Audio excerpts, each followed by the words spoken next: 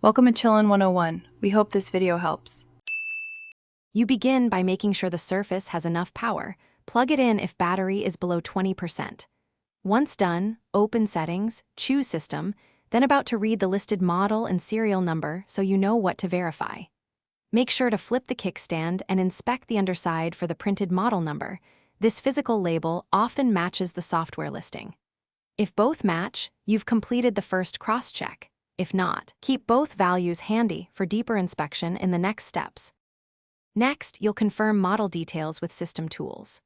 Open Command Prompt as administrator and run wmixes product get name, identifying number to display the model and serial. Then, open Device Manager to inspect chipset and display adapters. Driver names often include model clues. If you need firmware level info, reboot into UEFI by holding volume up while powering on.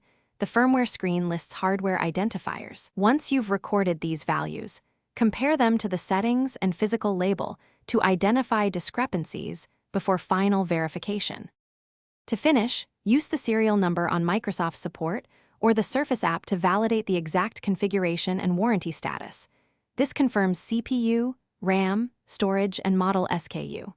Make sure to run System Update to apply firmware and driver updates so reported specs align with actual behavior.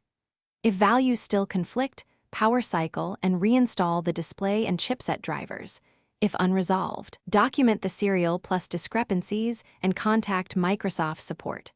One key troubleshooting tip: if model names differ, a driver reinstall often resolves reporting errors.